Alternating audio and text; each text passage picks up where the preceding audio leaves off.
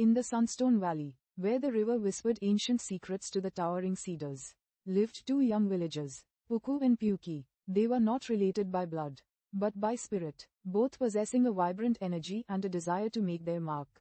Yet, their approaches to life, and the lessons they learned, were as different as a mountain spring from a deep, still lake. Puki was a natural. Everything he touched seemed to flourish with effortless grace.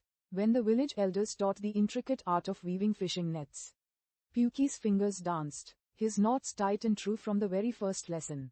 When they learned to carve ceremonial masks, Puki's designs flowed onto the wood, imbued with an immediate, striking beauty. He was quick, bright, and often the first to finish, his work drawing gasps of admiration. Puki loved the applause, the easy victories, the feeling of innate talent.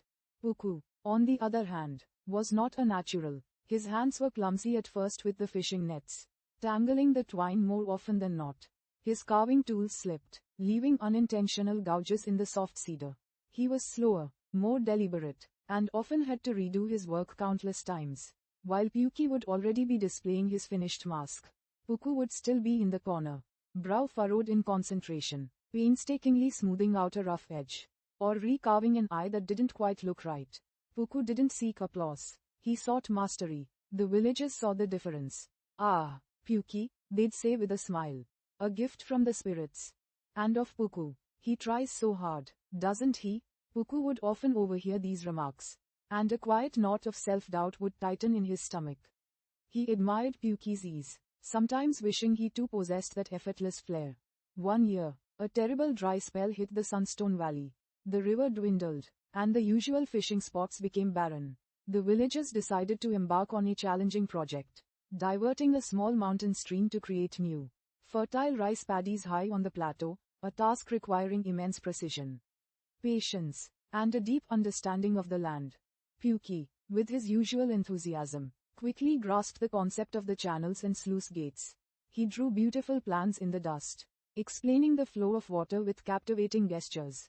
He started digging with fervent energy, making rapid progress. His initial sections of the channel were impressive, deep and clean. Puku approached the task differently. He spent days just observing the land, feeling the subtle slopes, listening to the trickle of the distant stream.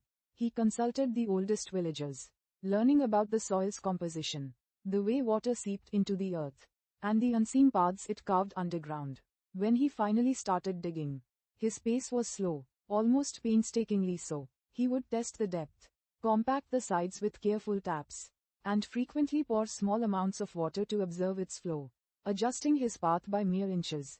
Weeks turned into months. Puki's initial sections, built with speed, began to show cracks. Some channels were too shallow, allowing water to evaporate quickly.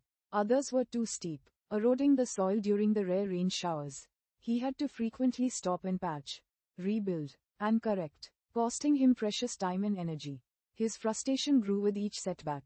Puku, meanwhile, continued his deliberate work. His progress seemed glacial, yet his channels were sturdy, perfectly angled, and designed to minimize erosion and maximize water retention. When a sudden, torrential downpour surprised the valley, Puki's channels held firm, guiding the floodwaters safely. Puki's, however, overflowed and burst in several places, undoing much of his earlier effort. It was during this crisis that Puki finally saw the wisdom in Puku's method. He watched as Puku, calmly and systematically, repaired the damage to his own channels, then quietly offered a hand to Puki, showing him how to reinforce a weak bank, how to create a spillway, how to truly listen to the land. Together, they finished the irrigation system. Puki, humbled, had learned the value of patience, meticulousness, and understanding over speed and initial brilliance. Puku, for his part, had gained a quiet confidence, realizing that his diligent, persistent approach had a profound strength of its own, a strength that could even weather a storm. When the rice paddies flourished, brimming with golden grain, both Puki and Puku stood side by side, admiring their collective achievement. Puki's innate talent had provided the vision and initial drive, but Puku's unwavering persistence and deep understanding had laid the unshakable foundation. The lesson: life, like the Sunstone Valley, presented challenges and opportunities. It taught them that there are many paths to success, and each possesses unique strengths.